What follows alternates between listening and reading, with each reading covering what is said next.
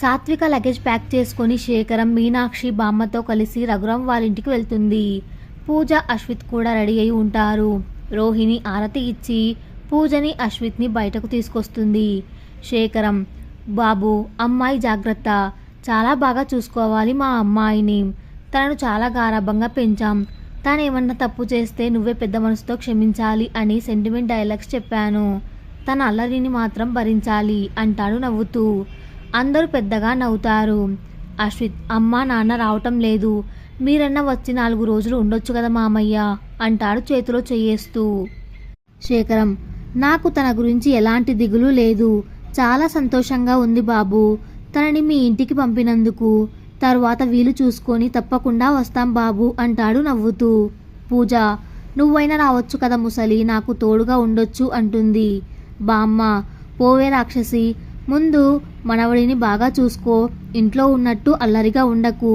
త్వరగా ఒక ముని మనవడినో ముని మనవరాలినో ఇవ్వు, నేనొచ్చి చూసుకుంటా అంటుంది. పూజ, పోవే బామ్మ అంటుంది సిగ్గుతో తల దించుకొని. రాజ్యలక్ష్మి, మా కోడలు బంగారం, తనకి ఎప్పుడు ఇవ్వాలంటే అప్పుడు ఇస్తుంది మా వారసుడిని అంటుంది పూజ తలపై చెయ్యేసి. రఘురాం, అశ్విత్, అమ్మాయిని బాగా చూసుకో, అక్కడ ఉండేది మీరు మాత్రమే, పెద్దవాళ్ళు ఎవరూ ఉండరు. ఏ విషయంలో గొడవ పడకండి. మన ఇంట్లో ఇంతవరకు ఏ ఆడపిల్ల కన్నీరు పెట్టలేదు అంటాడు. అశ్విత్, అయ్యో అలా ఎప్పుడు జరగదు నాన్న అంటాడు పూజను చూస్తూ.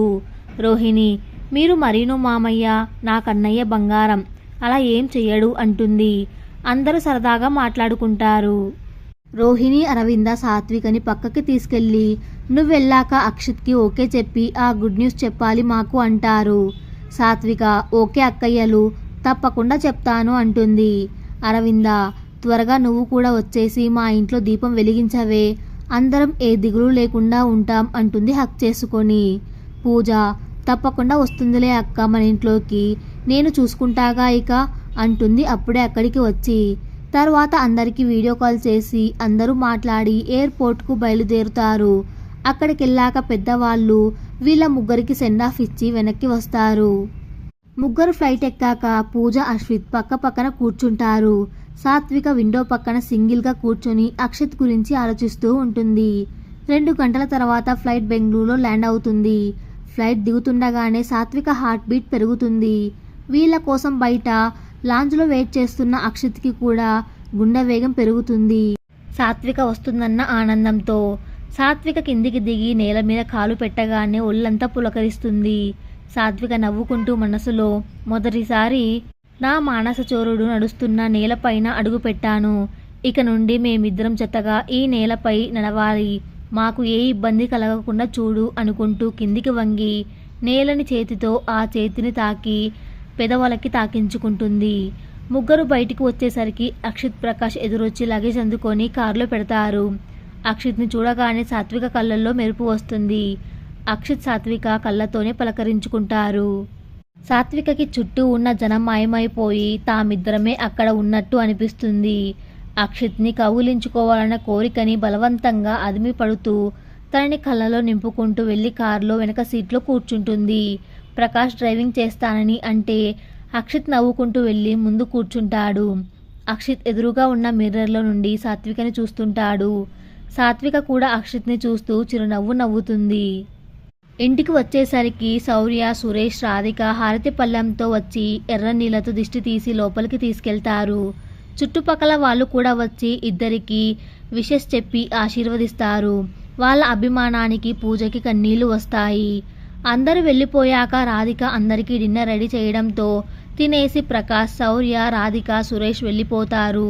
పూజ, అశ్విత్ కూడా బాగా టైర్డ్ అవడంతో నిద్రపోవడానికి బెడ్రూమ్లోకి వెళ్తారు. సాత్విక, ఏంటి బావా విశేషాలు? అక్షిత్, నువ్వే చెప్పాలి సాత్వి, 2 months ఉంటావు కదా. సాత్విక, ఏం వద్దా బావా, చెప్పు, వద్దంటే రేపు పొద్దున్నే వెళ్ళిపోతాను అంటుంది నవ్వుతూ. అక్షిత్, నీకు ఆల్రెడీ చెప్పాను, నీకోసం నా జీవితం ఇచ్చేస్తానని. నాకైతే నువ్వు జీవితాంతం నాతో ఉంటే బాగుండనిపిస్తుంది అంటాడు కళ్ళలోకి చూస్తూ. సాత్విక, చూద్దాం అయితే, 2 నెలలు ఉంటాగా, నీ ప్రయత్నం ఫలిస్తుందేమో చూద్దాం అంటుంది కొంటెగా. అక్షిత్, త్వరగా ఒప్పుకో సాత్వి, నిన్ను ముద్దు పెట్టుకోవాలనిపిస్తుంది అంటాడు కొంటెగా. సాత్విక, నువ్వు ఇలా అంటే నేను వెళ్ళిపోతా బావా అంటుంది బెదిరిస్తూ. అక్షిత్ ప్లీజ్ సాత్వి, మొన్నటిలా ట్రై చేద్దామా ఒక ముద్దు, నీకు ప్రేమ పుడుతుందేమో అంటాడు సాత్వికని చిన్నగా గోడకు ఆనించి దగ్గరకొచ్చి కన్ను కొట్టి. ఇద్దరి ఊపిరి వేడి ఒకరికొకరికి తెలుస్తుంటుంది. సాత్వికకి ఆ ఫీలింగ్ని తమాయించుకోవడం కష్టంగా ఉంటుంది. అక్షిత్ ఇంకా కొంచెం దగ్గరికి వస్తాడు. సాత్విక అధరాలు అదురుతూ ఉంటాయి. చిన్నగా బాడీ వణుకుతుంటుంది. ఇంకాసేపు అలానే ఉంటే కష్టమని సాత్విక పో బావా, నేనెళ్ళి పడుకుంటా, నాకు నిద్రొస్తుంది అంటుంది. అక్షిత్ని దూరంగా నెట్టి చిరుకోపంతో మనసులో ఇప్పుడు నువ్వు అడిగినట్టు ముద్దు పెట్టుకున్నామనుకో, ఇక నన్ను నేను కంట్రోల్ చేసుకోలేను. కొంచెం ఓపిక పట్టరా బాబు, మంచి ముహూర్తం చూసి నా మనసు నీ ముందు పరుస్తాను అనుకుంటుంది. అక్షిత్ సరే సాత్వి వెళ్ళి పడుకో అంటాడు నవ్వుతూ. సాత్విక గుడ్ నైట్ చెప్పి రూమ్లోకి వెళ్తుంది. అక్షిత్ మనసులో పిచ్చి పిల్ల, నన్ను తాకకుండా ఉండటానికి ఎంత కష్టపడుతున్నావే, నీ మాట వద్దంటున్నా నీ కళ్ళు నన్ను ఆహ్వానిస్తున్నాయి. నువ్వు భారంగా తీసుకునే నీ ఊపిరి చెప్తుంది నువ్వెంత కంట్రోల్ చేసుకుంటున్నావో. నీ మనసు కంట్రోల్ చేసుకున్నన్ని రోజులు నాతో దాగుడు మూతలు ఆడుకో, నిన్ను గెలిపించడమే భర్తగా నా బాధ్యత అనుకుంటూ లోపలికెళ్ళి పడుకుంటాడు. సాత్విక లోపలికెళ్ళి గుండెల మీద చెయ్యేసుకొని భారంగా ఊపిరి తీస్తూ బావా నువ్వెలా రెచ్చగొట్టకురా నన్ను, నేను నీకోసం ఎంతలా పరితపించిపోతున్నాను నీకు అర్థమయ్యేలా నా ప్రేమను నీకు చెబుతాను. పిచ్చోడా, నా కోసం నువ్వు ఎదురు చూడడం కాదురా, నీకోసం నేను ఎంత ఎదురు చూశానో, ఎన్ని కన్నీళ్లు కార్చానో నీకు చెప్పి నీ గుండెల్లో సెలదీరుతాను అనుకుంటూ బెడ్ మీద పడుకుంటుంది. ప్రకాష్ ఏరా ఈరోజు ఎలా జరిగింది ఆఫీస్లో అంటాడు శౌర్యతో. శౌర్య బానే ఉందిరా, మనం ఏమన్నా వర్క్ చేయాలా ఏంటి, జస్ట్ వెళ్ళి హెల్ప్ చేయటం, డౌట్స్ క్లియర్ చేయడం అంతే. ప్రకాష్ ఇంతకీ నీ లవ్ మ్యాటర్ చెప్పావా? శౌర్య ఇంకా లేదురా, టైం రావాలి కదా చూద్దాం. ప్రకాష్ సరే ఎప్పుడొస్తున్నావు మా ఆఫీస్కి? శౌర్య మీరు రెడీ చేసి చెప్తే నేను మేఘన వచ్చి చూసుకుంటాం. ప్రకాష్ చేస్తున్నాంలే, దానికి తోడు అక్షిత్ నన్ను న్యూ రిక్రూట్ బ్యాచ్కి ట్రైనర్గా వేశాడు అంటాడు బాధగా. శౌర్య దానికేముందిరా బాధపడతావు, నీ కెపాసిటీ వాడికి తెలుసు కాబట్టే వేశాడు. ప్రకాష్ రేపు వెళ్తున్నావా? శౌర్య చూడాలి, మూడు ఉంటే వెళ్తా, అక్కడేం మనకి వర్క్ ఉండదు కదా అంటాడు నవ్వుతూ. తర్వాత రోజు అందరూ ఎవరి ఆఫీస్కి వాళ్ళు వెళ్ళిపోతారు. పూజ సాత్విక ఇంట్లో ఉంటారు. శౌర్యకి వెళ్ళాలనిపించక ఫ్లాట్లోనే ఉంటాడు. మేఘన ఆఫీస్లో వర్క్ చేసుకుంటూ ఉంటుంది. ఒక్కతే ఉండేసరికి బోర్ కొడుతుంది. 11 అయిన శౌర్య రాకపోయేసరికి శౌర్యకి కాల్ చేస్తుంది. శౌర్య హా మేఘన చెప్పు. మేఘన ఏంటి సార్ ఆఫీస్కి రాలేదు? శౌర్య ఏం లేదు, ఊరికనే, వర్క్ కూడా లేదుగా, అందుకే ఇంట్లో కూర్చున్నా. మేఘన రావట్లేదని ఫోన్ చేయొచ్చు కదా, చేయాలనిపించలేదా అంటుంది బాధగా. శౌర్య అలా ఏం లేదు, నువ్వు వర్క్లో ఉంటావు కదా, నేను డిస్టర్బ్ చేయడం ఎందుకని చేయలేదు అంటాడు సంజాయిషిగా. మేఘన సరే సార్ రేపు కలుద్దాం అని పెట్టేస్తుంది. శౌర్య నవ్వుకుంటూ మేఘనని తలుచుకుంటాడు. మేఘన ఆఫీస్లో కూర్చున్నా కూడా లోన్లీగా అనిపిస్తుంది. శౌర్య బాగా గుర్తొస్తుంటాడు. అక్షిత్ నో చెప్పినప్పుడు కొంచెం బాధేసింది, కానీ శౌర్య తన పక్కన లేకపోతే మనసంతా ఏదో వెలితిగా అనిపిస్తుంది. ఈ 2 డేస్లో ఎప్పుడు కూడా తనతో మిస్బిహేవ్ చేయలేదు. ఒంటరిగా ఉన్నా కూడా తన లిమిట్స్ దాటలేదు. తనతో బాగా గడపాలనిపిస్తుంది. వెంటనే మళ్ళీ కాల్ చేసి మనం లంచ్కి బయటికి వెళ్దామా అంటుంది. శౌర్య ఓకే మేఘన అంటాడు. మేఘన హోటల్ అడ్రస్ చెప్పి అక్కడికి రమ్మంటుంది. శౌర్య హోటల్కి వెళ్తాడు. మేఘన అప్పటికే వచ్చుంటుంది. ఇద్దరు వెళ్ళి కూర్చొని లంచ్ ఆర్డర్ ఇచ్చి మాట్లాడుకుంటుంటారు. వీళ్ళ టేబుల్ పక్కన టేబుల్లో కూర్చున్న నలుగురు మేఘనని చూసి వల్గర్గా మాట్లాడుతుంటారు.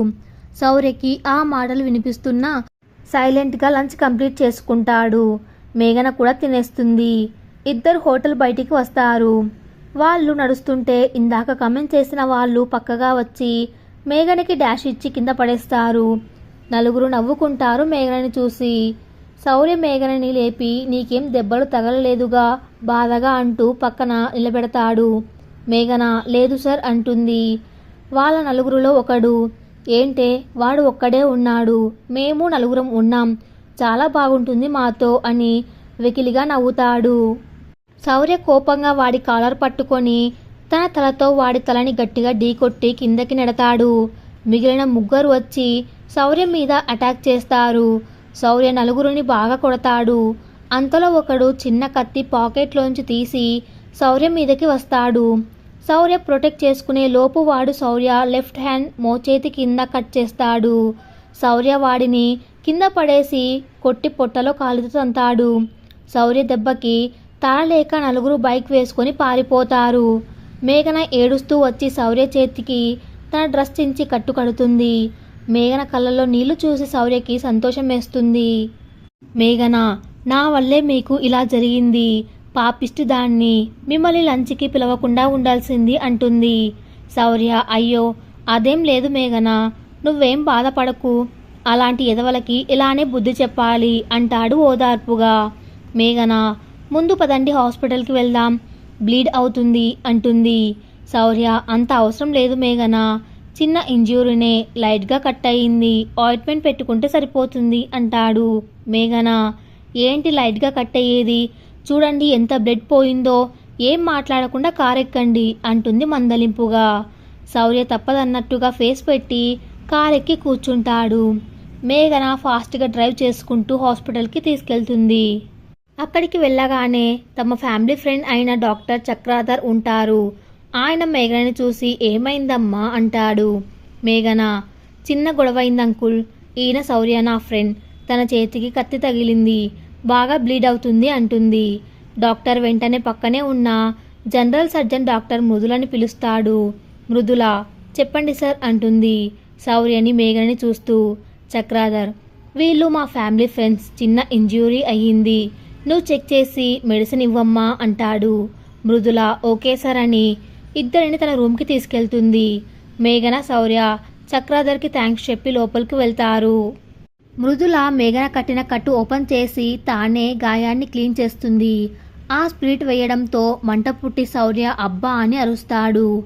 మేఘన గట్టిగా శౌర్యని పట్టుకొని ఏం కాదు సార్ అంటుంది ఓదార్పుగా శౌర్యని దగ్గరకు తీసుకుంటూ. శౌర్య తల మేఘన హృదయానికి తగులుతుంది. అంత పెయిన్లో శౌర్య ఆ మృదుత్వాన్ని ఫీల్ అవ్వలేదు. కానీ మేఘన మాత్రం ఆ స్పర్శని చాలా హాయిగా సంతోషంగా ఫీల్ అవుతుంది. మేఘన, స్టిచ్చెస్ ఏమన్నా పడతాయా డాక్టర్ అంటుంది అలానే శౌర్యని గుండెలకి హత్తుకొని. మృదుల, అంత డీప్గా కట్టవ్వలేదండి, సో ఒక ఇంజెక్షన్ వేస్తాను, సెప్టిక్ అవ్వకుండా, తర్వాత ఆయింట్మెంట్ రాసి సరిపోతుంది, కాకపోతే ఒక 4 days డ్రెస్సింగ్ చేయాలి చేతికి, ఎందుకంటే వాటర్ టచ్ అవ్వకూడదు అంటుంది. మేఘన, అయితే ఇక్కడికి రావాలా అంటుంది. మృదుల, తప్పదు కదా మేడం, రావాలి అంటుంది శౌర్య వైపు కన్నార్పకుండా చూస్తూ. మేఘనకి మృదుల చూపు చూసి ఒళ్ళు మండుతుంది. శౌర్య, పర్వాలేదు మేడం, నా ఫ్రెండ్ కూడా డాక్టర్ చేస్తుంది, తను చూసుకుంటుంది అంటాడు. మేఘన, ఎవరు శౌర్య గారు? శౌర్య, సాత్విక, అక్షిత్ ఫియాన్సీ అంటాడు. మేఘన, ఇంకేమైతే మీరు కట్టండి మేడం, ఇంటికి వెళ్ళాక మేం చూసుకుంటామంటుంది. మృదుల డిసప్పాయింట్గా ఫేస్ పెట్టి ఆయింట్మెంట్ రాసి కట్టు కడుతుంది. తర్వాత ఇంజెక్షన్ చేస్తానని చెబుతుంది. శౌర్య, అమ్మో వద్దు మేడం, నాకు చాలా భయం అంటాడు. మృదుల, అయ్యో ఏం పెయిన్ ఉండదు సార్, మీరు కళ్ళు మూసుకోండి నేను చేస్తాను అంటుంది. మేఘన, సార్ అది చాలా చిన్న ఇంజెక్షన్, నొప్పి ఏమీ ఉండదు అంటుంది చేయి పట్టుకొని. మృదుల శౌర్యని షర్ట్ టాప్ 2 బటన్స్ తీయమని చెబుతుంది. శౌర్య ఇక తప్పదన్నట్టుగా బటన్స్ తీసి పక్కకి తిరిగి కళ్ళు మూసుకుంటాడు. మృదుల చిన్నగా ఇంజెక్షన్ చేస్తుంది చేతికి. మేఘన శౌర్యని గట్టిగా పట్టుకుంటుంది ఓదార్పుగా. మృదుల, అయిపోయింది సార్ అంటుంది నవ్వుతూ. శౌర్య, థ్యాంక్స్ మేడం, నిజంగానే పెద్ద నొప్పి లేదు, నాకు చిన్నప్పటి నుంచి ఇంజెక్షన్ అంటే భయం అంటాడు నవ్వుతూ. మృదుల, మీ నవ్వు చాలా బాగుంది సార్ అంటుంది. మేఘనకి ఒళ్ళు మండిపోయి కోపంగా ఒక చూపు చూస్తుంది మృదుల వైపు. మేఘన, ఓకే థ్యాంక్స్ మేడం, మేము బయలుదేరుతాం అంటూ శౌర్య వైపు చూస్తుంది ఇక వెళ్దామన్నట్టు. శౌర్య కూడా థ్యాంక్స్ చెప్పి బయటకు వచ్చేస్తాడు మేఘనతో. కార్ ఎక్కాక మేఘన వాళ్ళతో గొడవ పడకపోతే ఇంత బాధ ఉండేది కాదుగా. శౌర్య, ఒక ఆడపిల్లని నడి రోడ్డు మీద అల్లరి చేస్తుంటే చూస్తూ ఊరుకోవాలా? మేఘన, అలా అని మీరు ఒక్కరే ఉండి వాళ్ళు నలుగురు, నాకు ఎంత భయం వేస్తుందో తెలుసా బాధగా. శౌర్య, వాళ్ళు నలుగురున్నా 40 మంది ఉన్నా నా రియాక్షన్ ఇలానే ఉంటుంది, మనం భయపడితే భయపెడుతూనే ఉంటారు మేఘన. కానీ జరగరానిది జరిగితే మీ పైన ఆధారపడి ఉన్న వాళ్ళ పరిస్థితి ఏంటి? అడ్మైరింగ్గా చూస్తూ. శౌర్య, మహా అయితే ఏమవుతుంది, చస్తామంతేగా. నేను పక్కనుండగా నా అనుకున్న వాళ్ళకి ఇబ్బంది కలగకూడదు అంటాడు. మేఘన సడన్గా కారాపి శౌర్య కళ్ళలోకి చూస్తుంది కన్నీళ్లతో. శౌర్య, హేయ్, ఏమైంది, ఏడుస్తున్నావు అంటాడు కంగారుగా. మేఘన, ఏం లేదు, ఇంకెప్పుడు అలా చేస్తాను అనకు అంటుంది బాధగా. శౌర్యకి కొంచెం కొంచెం అర్థమవుతుంది మేఘన మనస్సు. మేఘన తనకి తెలియకుండానే శౌర్యని ప్రేమించడం మొదలుపెట్టింది. కేవలం 2 రోజులు కలిసుంటేనే ఇంతలా మాయ చేశాడు. కానీ ఏమీ తెలియనట్టు మామూలుగా ఉన్నాడు. ఏంటో ఈ మనిషి అనుకుంటుంది. శౌర్య, నిజం చెప్పు, నేను వాళ్ళని కొట్టినప్పుడు నీకు సంతోషం వేయలేదా?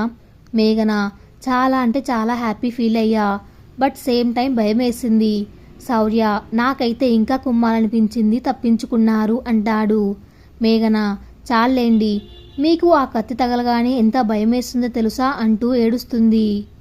శౌర్యకి మేఘనని ఎలా ఓదార్చాలో తెలియక తన పైన చెయ్యి వేయాలనుకున్నా అడ్వాంటేజ్ తీసుకున్నాడేంటి అని అనుకుంటుందేమోనని దగ్గరకు వెళ్ళలేకపోతాడు. మేఘన ఇంకా కన్నీళ్లు పెట్టుకుంటుంటే చూడలేక శౌర్య ఓదార్చడానికి చెయ్యి ముందుకు తీసుకువస్తాడు.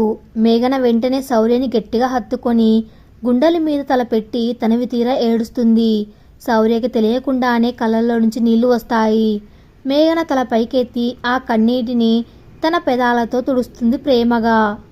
తర్వాత సైలెంట్గా సర్దుకు కూర్చొని కార్ స్టార్ట్ చేసి ఆఫీస్కి వెళ్ళి శౌర్యని తన పర్సనల్ రూమ్లోకి తీసుకెళ్లి సోఫాలో కూర్చోబెట్టి గట్టిగా వాటేసుకొని, ఎందుకు ఇంతలా కమ్మేస్తున్నారు నన్ను? పరిచయం అయ్యి 2 రోజులలోనే మీరు కనపడకపోతే పిచ్చెక్కిపోయినట్టుగా అయ్యింది నాకు. మొదటిసారి నన్ను చూసినప్పుడే మీ కళ్ళలో వెలుగు చూశాను. కానీ మీ మీద నాకు చాలా కోపం వచ్చింది. కానీ ఈ 2 రోజులు నా పక్కనే ఉంటూ కూడా కేవలం వర్క్ విషయం తప్ప ఏ విషయం నాతో మాట్లాడకుండా నన్ను ఇబ్బంది పెట్టకుండా మీరు ఉన్నారు. అప్పుడే అర్థమైంది మీరు అందరిలా అల్లరి పిల్లోడివి కాదని. నన్ను అక్షిత్ రిజెక్ట్ చేసినప్పుడు చాలా బాధ వేసింది. కానీ ఈరోజు ఉదయం మీరు ఆఫీస్కి రాకపోయేసరికి మనసంతా ఆందోళనగా అనిపించింది, భయం వేసింది. మీకు ఫోన్ చేసి మీ గొంతు విన్నప్పుడు కానీ నా మనసు కుదుట పడలేదు. ఈ ఫీలింగ్ పేరు ప్రేమ అయితే నేను మిమ్మల్ని ప్రేమిస్తున్నాను. ఏ ఆడపిల్ల అయినా తనని జాగ్రత్తగా, ఏ కష్టం కలగకుండా, ఎట్టి పరిస్థితులలోనూ చెయ్యి వదలని వాడిని భర్తగా కోరుకుంటుంది. నా కోసం మీరు వాళ్ళతో గొడవ పడినప్పుడు మీరు నా పక్కన ఉంటే నేను ఎంతో సెక్యూర్గా ఉంటాననిపించింది. ఇప్పటి వరకు నేను చెప్పిందంతా నేను నా మనసులో అనుకున్నది. ఇప్పుడు మీరు చెప్పండి, నా ప్రేమని అంగీకరిస్తారా అంటుంది శౌర్య కళ్ళలోకి చూస్తూ. అప్పటికే శౌర్య కళ్ళలో నీళ్లు ఉంటాయి. శౌర్య కన్నీళ్లు తుడుచుకుంటూ, నిన్ను చూసినప్పుడే నువ్వు నా కోసమే పుట్టావనిపించింది. నీకు సహాయంగా ఉండాలి అని చెప్పినప్పుడు చాలా సంతోషం వేసింది. కానీ ఈ ఆఫీస్కి వచ్చి నిన్ను చూసినప్పుడు ఇంత పెద్ద పొజిషన్లో ఉన్న అమ్మాయికి నేను కరెక్టేనా అని నాకు అనిపించింది అనగానే మేఘన ముద్దుగా చెంప మీద కొట్టి, ఇప్పటికీ మీకు ఆ అభిప్రాయం ఉంటే చెప్పు, అన్నీ వదులుకొని కట్టుబట్టలతో వస్తా అంటుంది. శౌర్య, అలా అని కాదు. తర్వాత నేను నీ సింప్లిసిటీ చూసి నువ్వు డబ్బుకు విలువ ఇవ్వవు అని అర్థమయ్యి ఇక్కడ ఉన్న 6 నెలల్లో నా ప్రేమని ఎప్పుడైనా చెబుదామనుకున్నా. కానీ ఈరోజు ఇలా జరిగింది అంటాడు నవ్వుతూ. మేఘన అబ్బూరంగా శౌర్యని చూస్తూ, అమ్మో, 6 నెలలు టైం తీసుకుందామనుకున్నారా అంటుంది గుండెల మీద చెయ్యేసుకొని. శౌర్య, అవును, నిజం చెప్పనా, నువ్వు నన్ను యాక్సెప్ట్ చేయవేమో అనిపించింది. మేఘన, మీరు నన్ను తినేసేలా చూసినప్పుడు మీ మీద కోపం వచ్చింది కానీ అసహ్యం వెయ్యలేదు. దానికి తోడు ఇక్కడ ఇద్దరమే ఉన్నా చనువు తీసుకోకుండా ప్రొఫెషనల్గా ఉన్నారు కదా, మీరంటే అభిమానం ఏర్పడింది. కానీ ఇప్పుడు అర్థమయ్యింది అది అభిమానం కాదు, నా మనసులో దాగిన ప్రేమ అని అంటూ నుదుటిపైన ముద్దు పెట్టుకుంటుంది. శౌర్య, మీరు అనకు మేఘన, నువ్వు అని పిలువు బాగుంటుంది అంటాడు నవ్వుతూ. మేఘన, సరే అయితే అంటుంది. శౌర్య, సరే ఇక నేను బయలుదేరనా అంటాడు కళ్ళల్లోకి చూస్తూ. మేఘన, ఎక్కడికి, ఇప్పుడు వెళ్ళేది అంటుంది కోపంగా. శౌర్య, ఫ్లాట్కి వెళ్తాను, ఆల్రెడీ 6 అవుతుంది, ప్రకాష్ వచ్చే టైం అయ్యింది అంటాడు. మేఘన, సరే వెళ్ళిపో కోపంగా చెప్పి పక్కకి తిరుగుతుంది. శౌర్య, ప్లీజ్ మేఘన, అలా ఉండకు, నేను డైలీ ఇక్కడికి వస్తాను, లైఫ్ లాంగ్ నీతోనే ఉంటాను అంటాడు గడ్డం పట్టుకొని తన వైపు తిప్పుకుంటూ. మేఘన, నాకు ప్రతి క్షణం నీతోనే గడపాలనిపిస్తుంది. మీకు ఆ దెబ్బ తగిలినప్పుడు నా మనసు ఎంత విలవిలలాడిందో తెలుసా? మీకేమన్నా అవుతుందేమోనని భయం వేసింది అంటుంది కన్నీళ్లతో. శౌర్య, నీ ప్రేమ నన్ను కాపాడుతుందిలే. నిన్ను నేను జీవితంలో వదులుకోను మేఘా. నువ్వంటే ప్రాణం నాకు అంటాడు గుండెలకి హత్తుకుంటూ. మేఘన, ఐ లవ్ యూ శౌర్య అంటూ గట్టిగా కౌగిలి బిగిస్తుంది. శౌర్య, ఐ లవ్ యూ టూ మేఘన అంటాడు నుదుటి మీద ముద్దు పెట్టి. మేఘన, ఇంతలా నన్ను నా మదిని ఆక్రమించేశావు. నువ్వు దొంగవి శౌర్య అంటుంది ముద్దుగా. శౌర్య, అవునా, సరే పెళ్ళెప్పుడు చేసుకుందాం? మా పేరెంట్స్ ఎలాంటి ప్రాబ్లం చెప్పారు. మీ ఫ్యామిలీతో నేను మాట్లాడతాను అంటాడు కళ్ళలోకి చూస్తూ. మేఘన, బాబు, ఇప్పుడేగా మన ప్రేమ మొదలయ్యింది, కొంచెం ఎంజాయ్ చెయ్యనివ్వు నాయనా.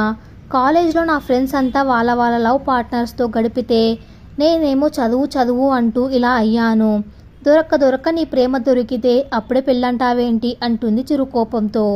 శౌర్య, నీ ఇష్టం మేఘా, కానీ మన ప్రేమ విషయం మాత్రం అందరికీ చెబుదాం అంటాడు. మేఘన సరే అంటుంది. శౌర్య, మేఘన, ఒక్క విషయం, నాకు ఈ దెబ్బ ఎలా తగిలిందనేది అక్షిత్కి మాత్రం ఎప్పటికీ తెలియకూడదు అంటాడు. మేఘన, అదేంటి? తెలిస్తే ఏమవుతుంది అంటుంది. శౌర్య, వాళ్ళలో ఏ ఒక్కడు మిలగడు. వాడి కోపం అలాంటిది. తనకి తెలిసిన వాళ్ళకి ఏమన్నా అయితేనే వాడు ఊరుకోడు.